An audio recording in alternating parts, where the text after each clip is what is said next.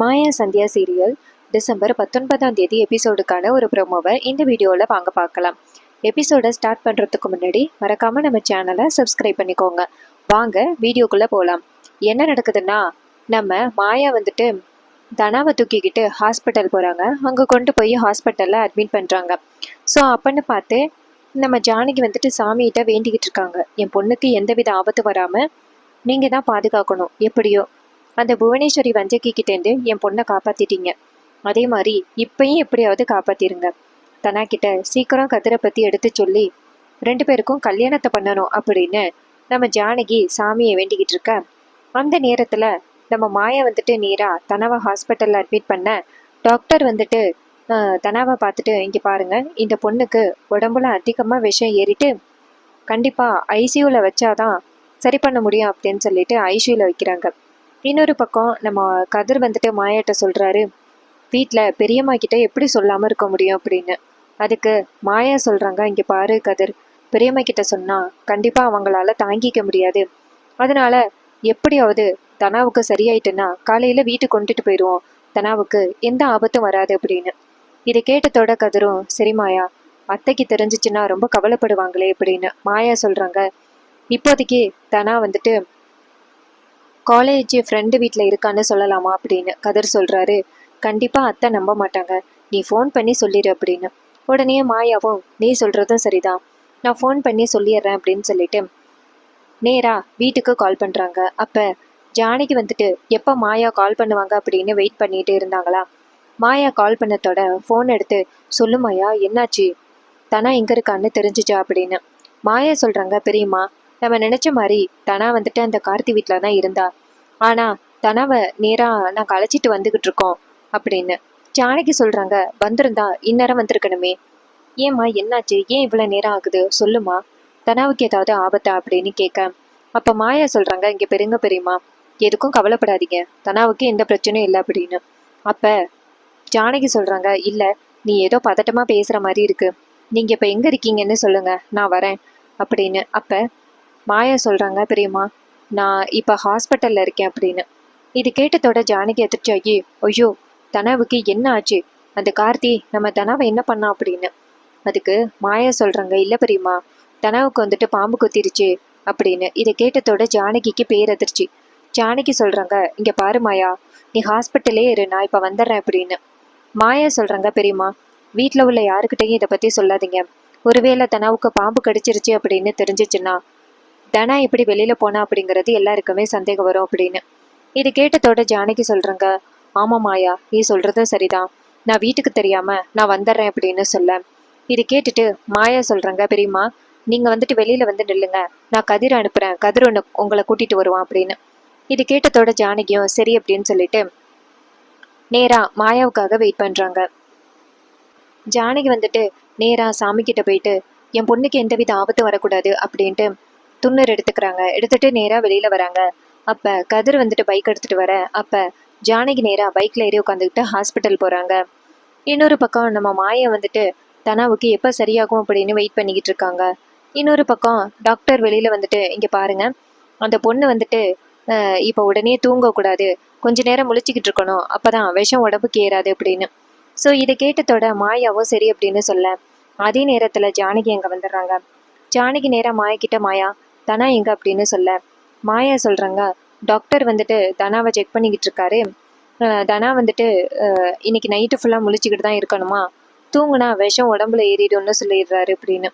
இதை கேட்டதோட ஜானகி அதிர்ச்சி ஆகி நேராக ரூம்குள்ளே போகிறாங்க. அங்கே போயிட்டு தனாவை பார்க்க, தனா நேராக அவங்க அம்மாவை பார்த்துட்டு அழுக.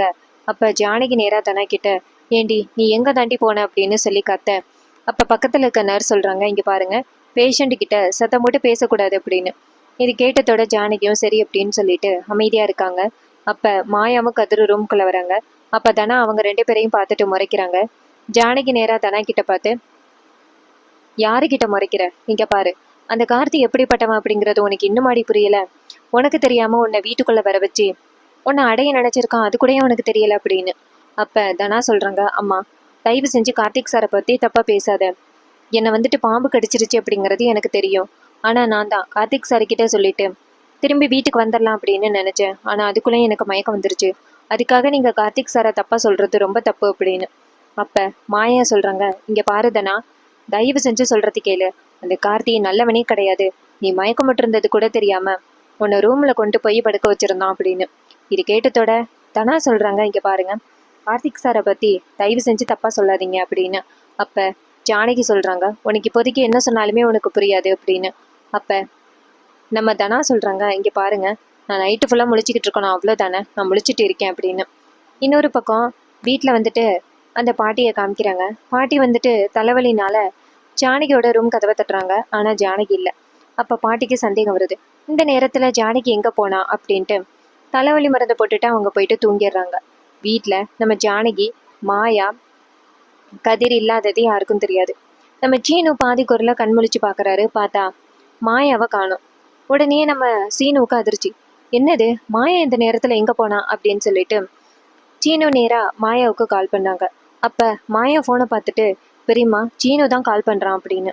அப்போ ஜானகி சொல்கிறாங்க, இங்கே பாரு, ஃபோனை அட்டன் பண்ணி ஃப்ரெண்டு வீட்டுக்கு போயிருக்கேன்னு சொல்லு. இந்த நேரத்தில் தனாவுக்கு இந்த மாதிரி ஆபத்து அப்படின்னு தெரிஞ்சிச்சுன்னா சீனு கண்டிப்பாக போயிட்டு அவர்கிட்ட சொல்லிடுவாங்க. அவரால் இதை கண்டிப்பாக தாங்கிக்கவே முடியாது.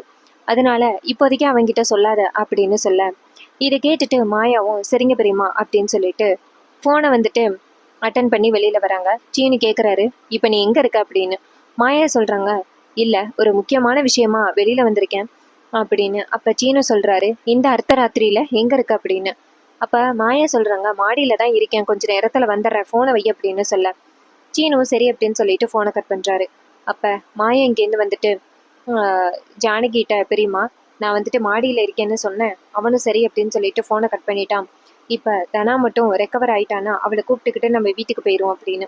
இது கேட்டதோட ஜானகியும் சரி அப்படின்னு சொல்ல, அதுக்கப்புறமா ஜானகி நேராக மாயா கிட்ட, சரி தனா இங்கே இருக்கான்னு உனக்கு எப்படி தெரிஞ்சிச்சு அப்படின்னு. அதுக்கு நம்ம மாயா சொல்கிறாங்க, பெரியம்மா காலையில் தாலி பிரித்து கோக்குற இடத்துலையே ஒரு ரொம்ப பெரிய பிரச்சனை நடந்துச்சு. கடைசி நேரத்தில் அந்த கார்த்தி தனாவை கூப்பிட்டுட்டான். தனாவும் இது தெரியாமல் கார்த்தியை பார்க்கறதுக்காக பண்ண வீட்டுக்கு போயிட்டான். அங்கே போன பிறகு அந்த புவனேஸ்வரியும் பசுபதியும் சேர்ந்து தனாவும் கார்த்தியும் ஒன்றா இருக்காங்க அப்படின்னு சொல்லி பஞ்சாயத்தில் உள்ளவங்களை கூட்டிகிட்டு போயிட்டு காமிச்சிருக்கா. எனக்கு வந்துட்டு ஒருத்தர் கால் பண்ணி சொன்னார், இது மாதிரி தனா வந்துட்டு பண்ண வீட்டில் இருக்கா அப்படிங்கிறது. உடனே நான் பிளான் பண்ணி எப்படியோ நான் தனாவை இங்கே மறுபடியும் வர வச்சுட்டேன். அந்த கார்த்தி காலையிலேயே நம்ம குடும்பத்தை அவமானப்படுத்த நினைச்சான். அவன் என்ன நிறைவேறல அப்படிங்கிறதுக்காக தான் இப்ப மறுபடியும் தனாவை கூப்பிட்டுருக்கான். இது தெரியாம தனா பாட்டுக்கும் நேரா கார்த்தியை பார்க்க போயிருக்கான். எனக்கு தெரிஞ்சு கார்த்தி கண்டிப்பா தற்கொலை பண்ணிக்கிறேன்னு சொல்லி மிரட்டினதுனாலதான் அந்த தனா போயிருப்பாளுன்னு சந்தேகமா இருக்கு அப்படின்னு. ஜானகி சொல்றாங்க, இவ ஏதான் இப்படி இருக்கா, யாரு நல்லவங்க யாரு கெட்டவங்க அப்படின்னு கூடயா இவளுக்கு தெரியாது அப்படின்னு. அதுக்கு மாயா சொல்றாங்க, பெரியம்மா என்ன மாதிரி கிடையாது தனா, தனா ரொம்ப இன்னசென்ட். அதான் அவளோட இன்னசென்ட்டை அந்த கார்த்தி நல்லா பயன்படுத்துறான். ஃபர்ஸ்ட் அவன் ஒரு கேடு கட்டவன் அப்படிங்கிறத நம்ம தனாவுக்கு புரிய வைக்கணும் அப்படின்னு. அப்ப ஜானகி சொல்றாங்க, கூடிய சீக்கிரம் அவளுக்கு புரிய வைக்கிறேன். ஒரு அம்மாவா இருந்து அதை பண்ணாதான் சரியா இருக்கும். இவளுக்கு நான் எத்தனை தடவை தான் சொல்றது, அந்த கார்த்தி நல்லவன் கிடையாது, அவன்கிட்டேந்து விலகி இருந்துக்கோ அப்படின்னு நான் எத்தனை தடவை சொல்றது. இத்தனை தடவை சொன்னாலும் அவ சுத்தமா கேட்கவே மாட்டேங்கிறா, விடக்கூடாது அப்படின்னு சொல்லிட்டு நம்ம ஜானகி வந்து நேரா மாயக்கிட்ட சொல்லிக்கிட்டு இருக்காங்க. அப்ப கதிர் அந்த இடத்துக்கு வராரு. கதிர் வந்ததோட ஜானகி நேரா கதிரோட கையை பிடிச்சு, இங்க பாரு கதிர், இன்னைக்கு நீ தான் என் பொண்ணை காப்பாத்திருக்க, நீ மட்டும் இல்லைன்னா என் பொண்ணு உயிரோடவே இருந்திருக்க மாட்டா அப்படின்னு. அப்ப கதிர் சொல்றாரு, இங்க பாருங்க அத்தை, இது எல்லாத்துக்கும் காரணம் மாயா தான். மாயா மட்டும் தனா இருக்கிற இடத்த கெஸ் பண்ணலைன்னா கண்டிப்பா இந்த இடத்துக்கு எங்களால வந்திருக்க முடியாது. அதுவும் பாம்பு கடிச்சது கூட தெரியாம தனாவோட வாழ்க்கையை சீரழிக்கிறதுக்கு அந்த கார்த்தி நினைச்சுக்கிட்டு இருக்கான் அப்படின்னு. ஜானகி சொல்றாங்க, சரி நான் எப்படியாவது தனா கிட்ட சொல்லி புரிய வைக்கிறேன் அப்படின்னு சொல்றாங்க. ஸோ அதுக்கப்புறம் சீனசிப் பண்ணி மறுநாள் காலை நம்ம தனா வந்துட்டு ரெக்கவர் ஆகிடுறாங்க. ஜானகி நேரா மாயா கிட்ட, இங்க பாரு மாயா, நம்ம எப்படியாவது தனாவை கூட்டிக்கிட்டே நேரா வீட்டுக்கு போகணும், அங்க நம்மள எல்லாரும் தேட ஆரம்பிச்சிருப்பாங்க அப்படின்னு. இதை கேட்டதோட மாயாவும் சரி அப்படின்னு சொல்லிட்டு நேரா வீட்டுக்கு வராங்க. தனாவும் வீட்டுக்கு வராங்க. அப்ப அங்க உள்ளவங்க எல்லாருமே வந்துட்டு காணோம் அப்படின்னு சொல்லி வெயிட் பண்ணிக்கிட்டு இருக்காங்க. அப்ப ஜானகியும் மாயாவும் வரதை பார்த்துட்டு எல்லாருமே பார்த்துக்கிட்டு இருக்காங்க. பாட்டி நேரா ஜானகியை பார்த்து, ஜானகி காலையிலே காஃபி போடுறதுக்கு ஆளை காணுமே அப்படின்னு எல்லாரும் தேடிக்கிட்டு இருக்கோம், நீ எங்கம்மா போயிட்டு வர அப்படின்னு. ஜானகி சொல்றாங்க, இல்லத்த, காலையிலே ஒரு கோயிலுக்கு போயிட்டு வரலாம்ட்டு கிளம்புனோம், விடிய காலமிலே அந்த கோயில்ல சாமி கும்பிடுறது நல்லது, அதனாலதான் போயிட்டோம். சொல்லாம போயிட்டோம், மன்னிச்சிருங்க அப்படின்னு. அப்ப பத்மா சொல்றாங்க, இது வரைக்கும் நீங்க எங்ககிட்ட என்ன சொல்லியிருக்கீங்க? எல்லாத்தையுமே சொல்லாம தானே செஞ்சிருக்கீங்க. நாங்க தான் ஒவ்வொரு விஷயத்தையும் உங்ககிட்ட சொல்லிட்டு செய்றோம் அப்படின்னு. அப்ப பாட்டி சொல்றாங்க, இங்க பாரு பத்மா, கோயிலுக்கு தானே ஜானகி போயிட்டு வந்தேன்னு சொன்னா. இந்த குடும்பத்துல நிம்மதியே இல்ல. அதனால கூட ஜானகி சாமி கும்பிடுறதுக்காக கோயிலுக்கு போயிருக்கலாம்ல. தேவையில்லாம அவ மேல எப்ப பார்த்தாலும் பழி போடுற வேலையை வச்சுக்காதீங்க அப்படின்னு சொல்ல. சோ இதை கேட்டதோட பத்மா சொல்றாங்க, ஆமா, உங்க மருமகளை ஏதாவது சொல்லிட்டா உங்களுக்கு அப்படியே கோவம் வந்துருமே அப்படின்னு. பாட்டி சொல்றாங்க, என் மருமகன் இந்த குடும்பத்துக்காக என்னெல்லாம் பண்ணியிருக்கா அப்படிங்கிறது எனக்கு தான் தெரியும். இன்ன வரைக்கும் இந்த குடும்பம் உடையக்கூடாது அப்படின்னு போராடினவா அவதான். ஏதோ அவ தங்கச்சி பொண்ணுதான் இந்த வீட்டுக்குள்ள வந்து பல குழப்பத்தை பண்ணிக்கிட்டு இருக்கா. அதுக்காக நான் ஜானகி மேல கோச்சிக்க முடியுமா? அந்த காலத்துல இருந்து இந்த குடும்பத்தை கட்டி காப்பாத்துனது ஜானகி தான். அதுக்காக நான் ஜானகியை மட்டம் தட்டிட முடியாது அப்படின்னு சொல்றாங்க. அப்ப பத்மா அந்த இடத்துல இருந்து போக, அப்ப தனாவை நம்ம ஜானகி கூட்டிக்கிட்டு மாடிக்கு போறாங்க. அங்க போயிட்டு தனாவை உட்கார வச்சுட்டு, இங்க பாரு தனா, கண்டிப்பா ஒரு நாள் கதர் நல்லவன் அப்படிங்கிறத புரிஞ்சுப்ப. அதுக்கு முன்னாடி தயவு செஞ்சு அந்த கார்த்தி எப்படி கூப்பிட்டாலும் நீ போகாத அப்படின்னு. இதை கேட்டுட்டு தனா அமைதியா இருக்க, ஜானகி சொல்றாங்க, இங்க பாரு, நீ கார்த்தி வீட்டுக்கு போனது எனக்கு தெரியாதுன்னு நினைக்காத. அந்த கார்த்தி தற்கொலை பண்ணிக்கிறேன் அப்படின்னு சொல்லி மிரட்டி உன்னை வீட்டுக்கு கூப்பிட்டுருக்கான். இது கூட தெரியாம நேரா நீ வீட்டுக்கு போயிருந்திருக்க. இங்க பாரு, கண்டிப்பா தற்கொலை பண்ணிக்கணும் அப்படின்னு நினைக்கிறவன் உனக்கு ஃபோன் பண்ணி மிரட்ட மாட்டான். இங்க பாரு, அவனோட இன்டென்ஷன் நம்ம குடும்பத்தை அவமானப்படுத்தணும் அப்படிங்கிறது தான். உன்னை கூப்பிட்டு அத்தனை பேருக்கு முன்னாடி உங்க அப்பாவை அவமானப்படுத்தணும் அப்படின்னு நினைச்சிருக்கான். அது சரியாடி அப்படின்னு சொல்ல, அப்ப தனா நேரா ஜானகியை பார்த்து, என்னை மன்னிச்சிருங்கம்மா, எனக்கு அந்த சூழ்நிலையில வேற வழியே தெரியல. நான் எப்படியாவது கார்த்திக் சாரை வந்து காப்பாற்றணும் அப்படின்னு நினைச்சுதான் போனேன் அப்படின்னு. அப்ப ஜானகி சொல்றாங்க, இங்க பாரு, இதுக்கப்புறம் தயவு செஞ்சு இந்த மாதிரி ஒரு முடிவை எடுக்காத அப்படின்னு சொல்ல, தனாவும் சரிம்மா அப்படின்னு சொல்ல, இன்னொரு பக்கம் கார்த்தி செம்ம காண்டல இருக்காரு. ச்சே, நம்ம என்ன பிளான் பண்ணாலுமே ஒர்க் அவுட் ஆக மாட்டேங்குது அப்படின்னு. அப்ப கார்த்தி கோவமா வீட்டுக்கு போக, அங்க புவனேஸ்வரி நேரா கார்த்தியை ஓங்கி செவிலே ஒண்ணு விடுறாங்க. அப்ப கார்த்தி நேரா புவனேஸ்வரி கிட்ட, அத்தை எதுக்கு அடிக்கிறீங்க? நான் தான் அந்த தனாவை கூட்டிட்டு போகலன்னு சொன்னல அப்படின்னு. அப்ப புவனேஸ்வரி சொல்றாங்க, இங்க பாரு, தோட்டத்துல வேலை பார்க்குற ஆளு எல்லாத்தையுமே சொல்லிட்டாங்க. அந்த தனாவை நீ வீட்டுக்கு கூப்பிட்டுருக்க. அவளை பாம்பு கொத்தி இருந்திருக்கு. ஜஸ்ட் மிஸ்ல அவ உயிர் தப்பிச்சிருக்கா. நீ மட்டும் அந்த தனாவை ஏதாவது பண்ணியிருந்தா இன்னரும் பழியெல்லாம் ஓமேலதான் விழுந்திருக்கும் அப்படின்னு. அதுக்கு கார்த்தி சொல்றாரு, இங்க பாருங்க, என் எனக்கு வந்துட்டு உங்களுக்காக தான் நான் இதெல்லாம் பண்ணேன், அவளை பழி வாங்கணும் அப்படிங்கிறதுக்காக அப்படின்னு. புவனேஸ்வரி சொல்றாங்க, அப்படியா இருந்தா நேத்தே என்கிட்ட சொல்லியிருக்கலாம்ல அப்படின்னு. கார்த்தி சொல்றாரு, சாரிட்ட அப்படின்னு. அப்போ பசுபதி சொல்றாரு, இங்க பாருமா புவனேஸ்வரி, அவன் உனக்காக தான் இதெல்லாம் ஏதோ பண்ணணும்னு ட்ரை பண்ணியிருக்கான், சரி திட்டாத அப்படின்னு. அப்ப புவனேஸ்வரி சொல்றாங்க, இல்லைண்ணா, இவன் ஏதோ ஒரு வேலைப்பாடு பார்த்துக்கிட்டு இருக்கான், அதை சொல்லாம என்கிட்ட மறைக்கிறான் அப்படின்னு. அப்ப பசுபதி நேரா அந்த கார்த்தியை பார்த்துட்டு, டேய், அத்தைக்கு தெரியாம ஏதாவது பண்றியா அப்படின்னு. அப்ப கார்த்தி திருன்னு முழிச்சுக்கிட்டே, சேச்சே, அப்படியெல்லாம் இல்லப்பா, நான் எப்படி அத்தையை மீறி இதெல்லாம் பண்ணுவேன், அப்படியெல்லாம் நான் எதுவும் பண்ணல அப்படின்னு சொல்ல, இது கேட்டுட்டு பசுபதியும், நீ சொல்றதை என்னால நம்ப முடியல அப்படின்னு சொல்றாரு.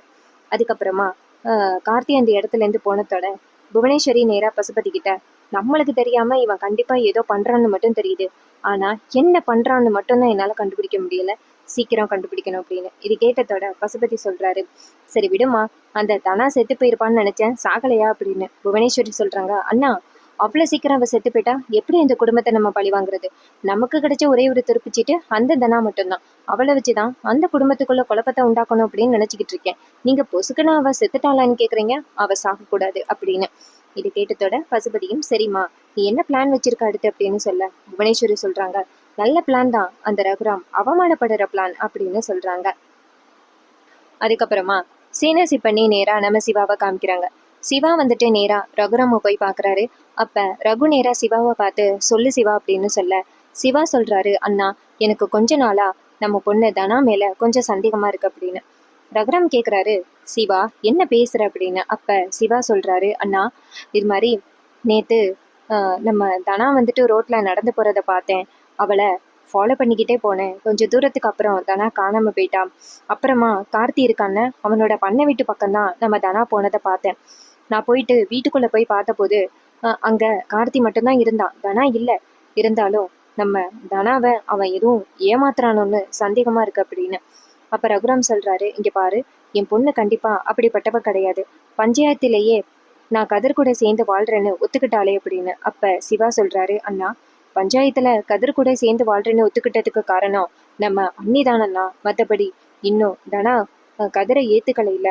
ஒருவேளை அவளுக்கு கார்த்தியை ரொம்ப பிடிச்சி எப்பவும் கார்த்தியை யாருக்கும் தெரியாமல் பார்க்க போனா அப்படின்னு. இது கேட்டதோட ரகுராம் கோவப்பட்டு, என் பொண்ணு தனாவை பற்றி என்கிட்ட தப்பாக சொல்கிறியா சிவா அப்படின்னு சொல்ல, சிவா சொல்கிறாரு, ஐயோ அண்ணா அப்படியெல்லாம் கிடையாது, அப்படி பேசிக்கிறாங்க. கார்த்தியோட பண்ணை வீட்டில் உள்ள ஒருத்தன் நம்ம வீட்டுக்கு அடிக்கடி வேலை பார்க்க வருவான், அவன் தான் சொன்னான் இது மாதிரி தனாவை நேற்று பண்ணை வீட்டில் பார்த்தாங்களாம் அப்படின்னு. இது கேட்டதோட பேரதிர்ச்சி ஆகுறாரு ரகுராம்.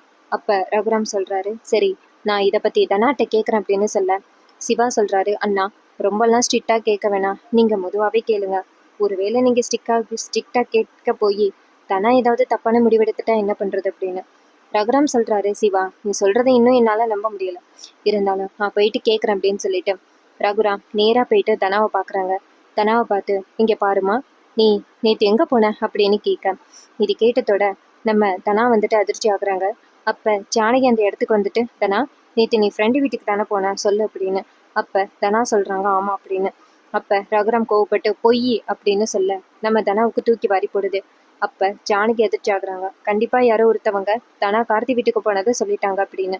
அப்போ ரகுராம் நேரா தனாவை பார்த்து, இங்கே பாரு, நேற்று நீ அந்த கார்த்தியோட பண்ணை வீட்டுக்கு போயிருக்க அப்படின்னு. இது கேட்டதோட தனாவுக்கு பேரதிர்ச்சி ஆகுது. அப்போ தனா இங்கே பாருங்கப்பா நான் போகலப்பா அப்படின்னு சொல்ல, அப்போ ரகுராம் சொல்கிறாரு, அப்போ அவன் என்கிட்ட சொன்னானே அது பொய்யா? நேற்று நீ கார்த்தி வீட்டுக்கு போயிருக்க, அவனை போய் பார்த்துட்டு வந்திருக்க, எதுக்காக அவன் வீட்டுக்கு போனேன் அப்படின்னு சொல்ல, இதை கேட்டுட்டு தனா அழுக ஆரம்பிக்கிறாங்க. அப்பா என்னை மன்னிச்சிருங்க அப்படின்னு.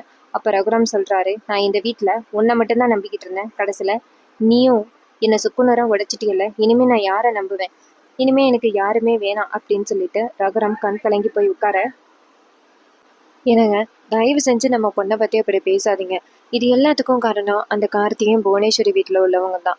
அவங்க தான் நம்ம பொண்ணை ஏமாற்றி அங்கே கூப்பிட்ருக்காங்க. தயவு செஞ்சு நம்ம பொண்ணை பற்றி தப்பாக நினைக்காதீங்க அப்படின்னு சொல்லி ரொம்ப கெஞ்சுறாங்க நம்ம